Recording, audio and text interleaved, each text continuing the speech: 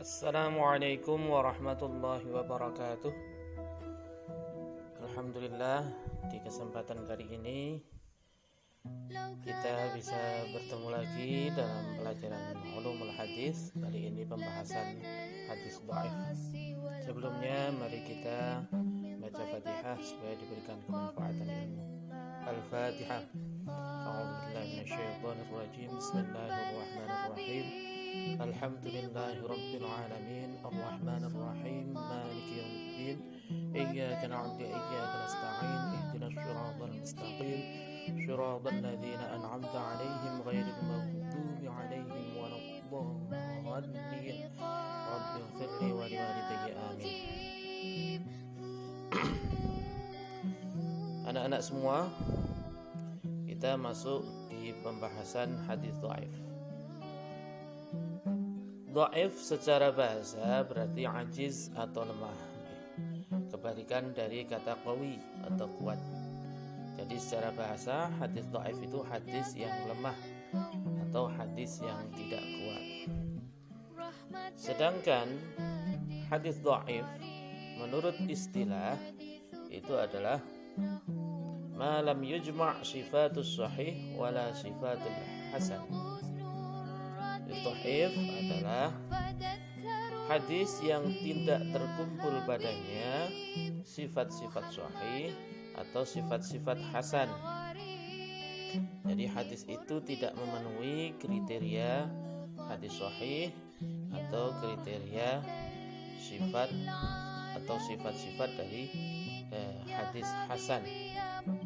Itu disebut hadis dhaif atau hadis yang lemah.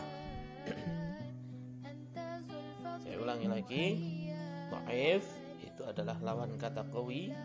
Dhaif artinya ajiz atau lemah, sedangkan qawi itu kuat. Jadi secara bahasa hadis dhaif adalah hadis yang lemah, lawan kata dari kuat.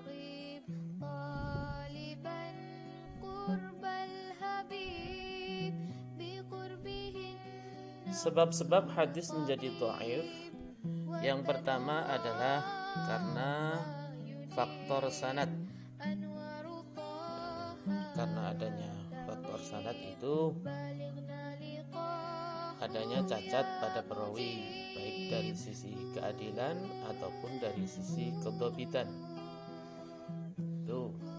Yang kedua, sanadnya tidak bersambung karena ada periwayat yang tidak saling bertemu atau gugur dengan pemberi informasi atau gurunya.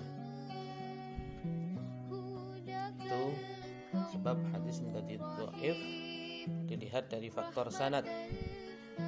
Sedangkan yang kedua adalah dilihat dari faktor matan. Dari faktor matan, hadis itu bertentangan dengan riwayat yang diriwayatkan oleh rijalul hadis yang lebih thiqah. Jadi hadisnya kalah oleh rijalul hadis yang lebih thiqah. Yang kedua, terdapat cacat yang dapat merusakkan kesahihan hadis. Ada cacat yang dapat merusakkan kesahihan hadis. Itu sebab hadis menjadi dhaif. Sedangkan pembagian hadis dhaif itu nanti ada dua. Yang pertama sebab pengguguran sanad, sanadnya ada yang gugur. Yang kedua sebab cacat dari perawi. Cacat dari perawi itu nanti ada dua. Yang pertama, cacat dilihat dari keadilannya. Jadi perawi itu ada kekurangan dalam keadilannya. Yang kedua, cacat perawi itu ada dalam kedhabitannya. Jadi dhabitnya atau hafalannya atau kerajinan daripada perawi itu cacat. Misalnya hafalannya kurang bagus atau dia kalau mendapatkan hadis tidak langsung dicatat, maka hal itu akan menjadikan hadis tersebut menjadi cacat, dan karena hadis itu cacat maka dikatakan lemah atau hadis dhaif.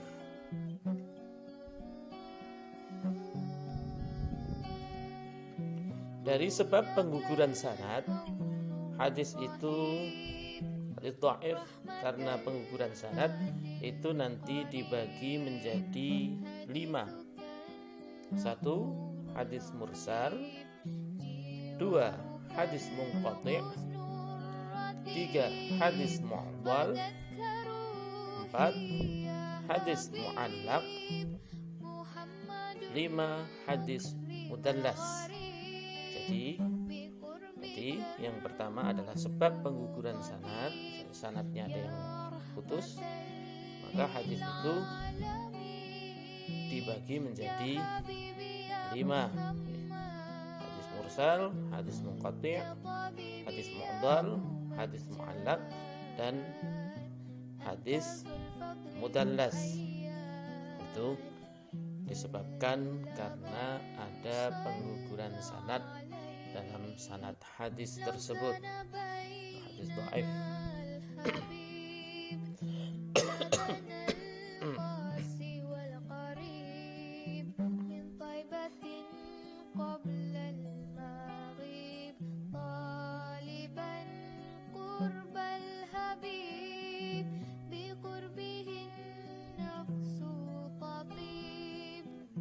Tadi jenis-jenis hadis sebab pengguguran sanad itu nomor 1 adalah hadis mursal. Hadis mursal adalah ma saqata min akhir isnadihi min ba'di tabi'i,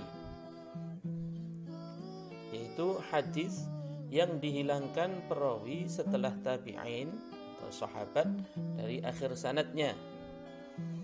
Maksudnya apabila ada seorang tabi'in tahu-tahu meriwayatkan dari Rasulullah SAW, padahal seorang tabi'in itu tidak mungkin bertemu dengan Rasulullah SAW, maka tidak mungkin dia meriwayatkan dari Rasulullah.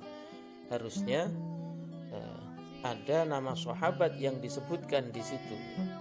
Harusnya ada nama sahabat yang disebutkan di situ, tetapi nama sahabat itu digugurkan atau tidak dicantumkan dalam sanad hadis itu, maka hadis itu disebut hadis mursal. Hadis mursal sendiri itu dibagi menjadi 3. Hadis mursal dibagi menjadi 3. Yang pertama adalah mursal sahabi. Hadis mursal sahabi.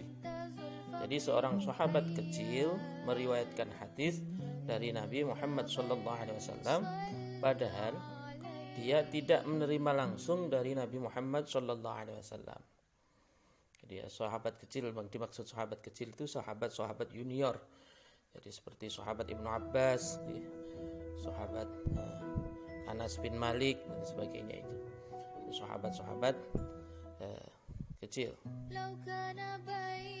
Yang kedua, itu hadis yang seperti itu dinamakan mursal sahabi. Yang kedua adalah mursal tabi'in atau mursal jali. Apabila seorang tabi'in meriwayatkan hadis dari Nabi Muhammad SAW, ini tidak mungkin. Maka hal ini karena dia tidak mencantumkan sahabat yang meriwayatkan dari Rasulullah, maka hadis ini menjadi cacat. Atau cacat dalam hadis ini dikatakan mursal tabi'i atau mursal jali, karena tabi'in tidaklah mungkin meriwayatkan atau bertemu langsung dengan Nabi Muhammad SAW. Yang ketiga adalah hadis mursal khafi. Apabila seorang rawi meriwayatkan hadis dari syekhnya, ditulis dari gurunya, tetapi sebenarnya dia tidak pernah meriwayatkan hadis dari syekhnya itu mursal khafi.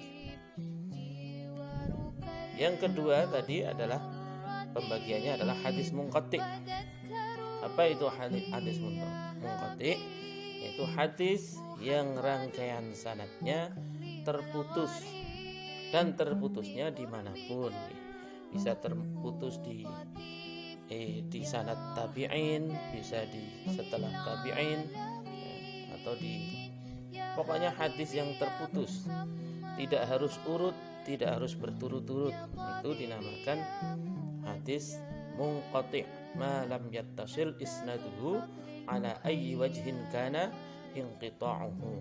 Jadi itu hadis yang terputusnya di awal atau di akhir atau di tengah, itu sama saja. Jadi pokoknya terputus, itu namanya hadis munqati', sanadnya terputus. Kemudian ada hadis yang ketiga, yaitu hadis mu'dhal. Hadis mu'dhal adalah ma saqata min isnadihi ithnani fa aktsara 'ala tawali. Yaitu hadis yang dalam rangkaian sanadnya terdapat 2 perawi yang dihilangkan secara berturut-turut. Jadi dalam hadis munqati' tadi tidak syaratkan harus berturut-turut, tapi kalau hadis mu'dhal itu 2 perawi itu dihilangkan secara berturut-turut.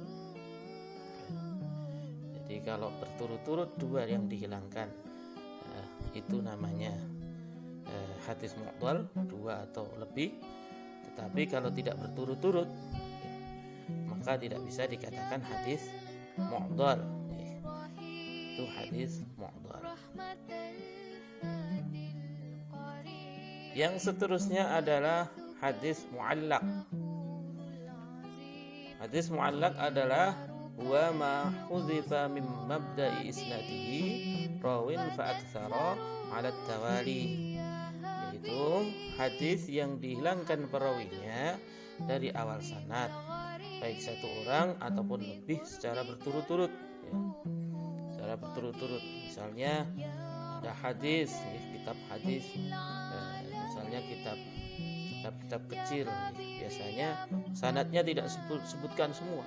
Tahu-tahu qala Rasulullah sallallahu alaihi wasallam misalnya, atau langsung dari an Abi Hurairah radhiyallahu an qala Rasulullah sallallahu alaihi wasallam. Jadi langsung tidak tahu itu misalnya perawinya Imam Bukhari dari siapa kok tahu-tahu sampai kepada sahabat Abu Hurairah.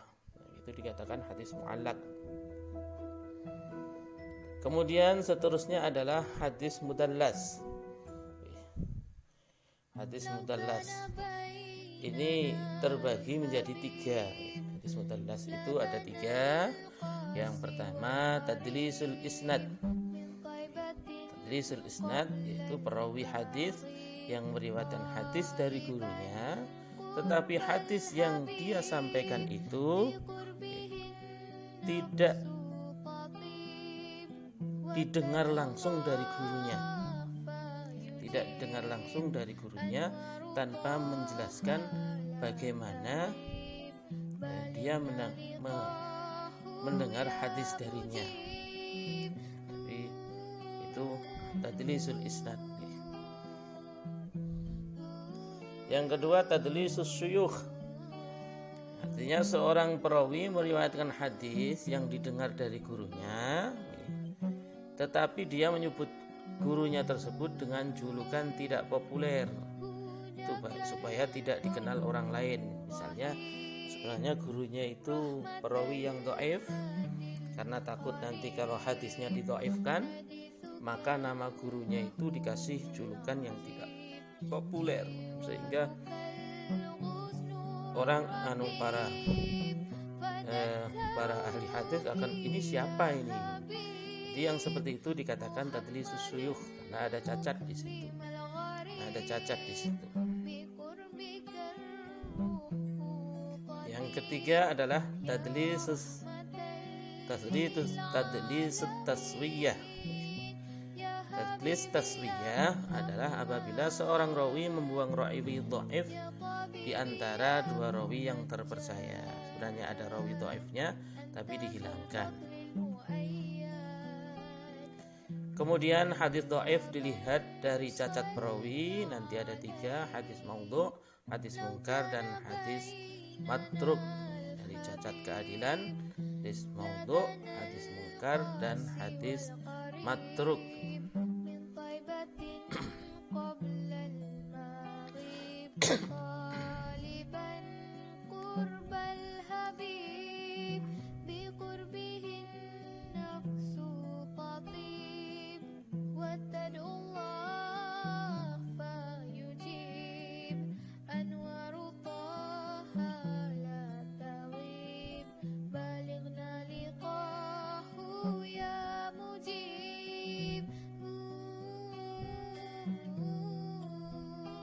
Yang pertama, hadis dhaif dilihat dari cacat perawi. Satu adalah cacat keadilan, adalah hadis maudhu'. Hadis maudhu' atau hadis palsu. Manusiba ila Rasulillah sallallahu alaihi wasallam ikhtilafan wa kadzban mimma la yuqilluhu aw yaqirruhu. Jadi apa saja yang disandarkan kepada Rasulullah SAW secara dibuat-buat dan dusta.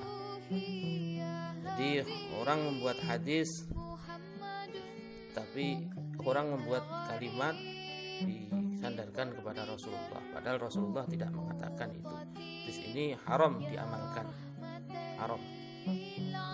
Kemudian hadis mungkar. Hadis mungkar adalah hadis yang diriwayatkan oleh seorang diri perawi yang dhaif. Dhaifnya karena fasik, bid'ah, atau jahalah, bodoh. Dan hadis itu bertentangan dengan riwayat yang lebih kuat. Jadi ada riwayat yang menentang atau bertentangan dengan hadis itu. Dan itu hadis itu diriwayatkan oleh perawi yang dhaif. Dhaifnya karena fasik, bid'ah, atau karena bodoh. Nah, hadis seperti ini dikatakan hadis mungkar, diingkari, bukan hadis.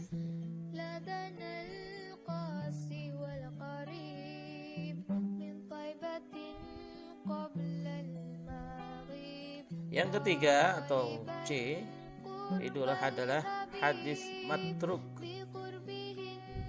Wal hadits alladzi fi isnadihi rawin mutahammin bil kizbi. Hadis yang terdapat dalam sanadnya rawi yang terduga kuat berdusta.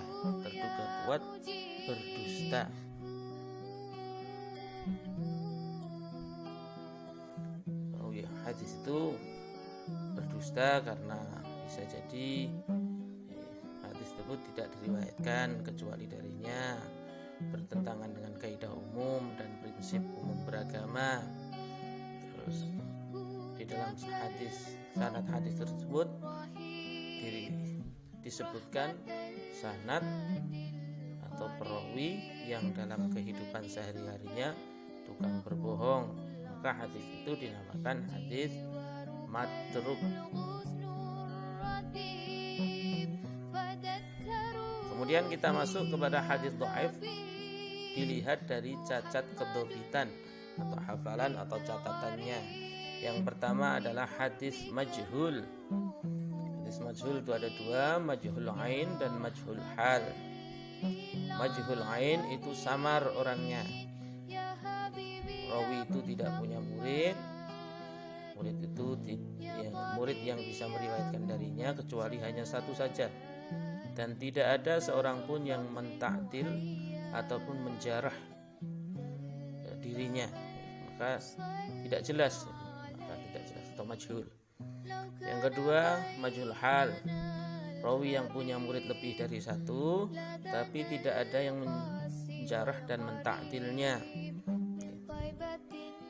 maka dia dikatakan majhul. Orangnya dikenal tapi dia orang siqah apa enggak itu enggak jelas. Yang kedua adalah hadis mubham. Hadis mubham yaitu adalah hadis yang di dalamnya terdapat rijal yang tidak disebutkan namanya secara jelas, baik dalam sanad ataupun matan, kecuali hanya kata rojulun, fulanun dan sebagainya. Jadi misalnya haddatsana fulan, haddatsana rojulun, maka tidak jelas itu. Maka hadis itu dikatakan mubham. Yang ketiga adalah hadis mu'allal atau ma'lul. Hadis yang zahirnya nampak sahih, tapi setelah diteliti lagi ternyata ada cacat dari rawinya. Yang keempat adalah hadis mudarraj atau mudraj. Hadis yang di dalam sanadnya atau matanya ketambahan lafaz yang bukan darinya, yang dimasukkan oleh perawi tanpa menjelaskan tambahan itu, sehingga seolah-olah itu bagian dari hadis. Kadang-kadang seperti itu. Misalnya hadis seorang sahabat menerima hadis dari Rasulullah, kemudian ada lafaz beliau sendiri ditambahkan di situ, itu dikira hadis, padahal itu perkataan sahabat. Yang kelima adalah hadis maqlub, hadis yang redaksinya terbalik, baik pada sanad ataupun pada matannya, atau sanadnya tertukar dengan matan yang lain. Jadi karena tertukar-tukar maka ini menjadi cacat, maka dimasuk dalam kategori hadis dhaif. Yang keenam adalah hadis muttarib. Hadis muttarib adalah hadis yang diriwayatkan dari seorang rawi atau lebih dengan beberapa redaksi yang berbeda dengan kualitas yang sama, sehingga tidak ada yang dapat diunggulkan dan tidak dapat dikompromikan. Dua hadis yang meriwayatkan banyak tapi bertentangan dan tidak bisa dikompromikan, sedangkan hadis itu redaksinya berbeda tapi kualitasnya sama, itu hadis muttarib. Yang ketujuh adalah hadis syadz. Hadis syadz yaitu hadis yang diriwayatkan oleh rawi yang kuat atau thiqah, tetapi bertentangan dengan rawi yang lebih thiqah darinya atau lebih unggul darinya. Dikarenakan bertambahnya ingatan, banyaknya jumlah sanad atau yang lainnya. Nah, dilihat kok ini hadis bertentangan, tidak bisa dikompromikan. Walaupun itu periwayatnya thiqah, kalau kalah oleh periwayat yang lain dengan sebab sanad dan sebagainya, maka hadis itu dikatakan hadis yang syadz. Hadis syadz itu masuk dalam kategori hadis dhaif. Yang kedelapan adalah hadis mushahhaf, yaitu hadis yang terdapat perubahan ucapan atau titik pada huruf di dalam matan atau di dalam sanadnya. Misalnya fa jadi qaf, misalnya titiknya kan beda. Misalnya asya'a menjadi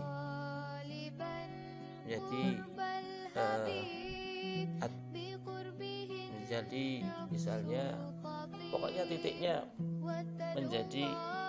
menjadikan maknanya itu beda, karena ada titik yang berbeda dengan hadis yang lebih kuat, maka hadis itu dikatakan hadis mushahhaf.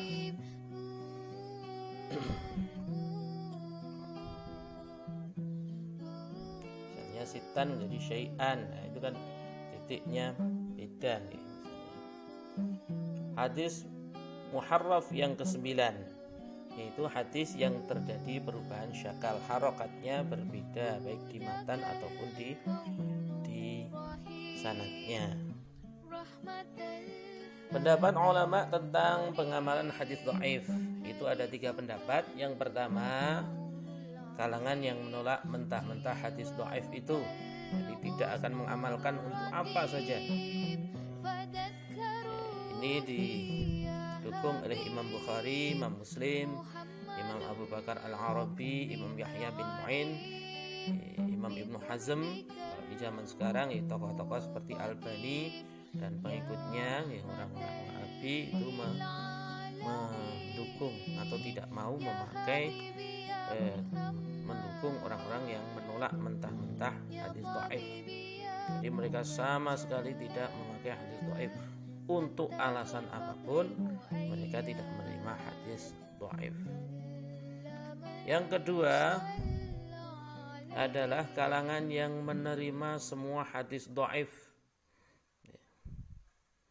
Jadi semua hadis dhaif asal tidak maudhu', asal tidak hadis palsu, mereka menerima dengan alasan sedhaif-dhaifnya atau selemah-lemahnya suatu hadis tetap saja lebih bermutu, lebih tinggi derajatnya dari akal manusia atau logika. Jadi daripada kita kalau ada hukum memakai logika, mendingan pakai hadis dhaif. Itu pendapat mereka. Ini pendapat dari Imam Ahmad ibnu Hanbal, pendiri mazhab Hambali, seperti juga didukung oleh muridnya yaitu Imam Abu Daud, Imam Ibnu Mahdi, Imam Ibnu Mubarak dan yang lain-lain, Imam Suyuti dan yang lain-lain. Yang ketiga adalah para ulama dari kalangan menengah, artinya mereka tidak menolak mentah-mentah hadis dhaif, tetapi juga tidak menerima secara utuh, artinya tidak semua hadis dhaif mereka amalkan. Hadis dhaif mereka amalkan, tetapi ada syaratnya. Ini diwakili oleh Imam Ibnu Hajar, Imam An-Nawawi dan sebagainya, Imam Syafi'i dan sebagainya. Syaratnya hadis dhaif itu tidak terlalu parah kedhaifannya. Jadi tidak boleh nanti sangat dhaif, dhaifun jiddan, maka tidak diterima kalau itu.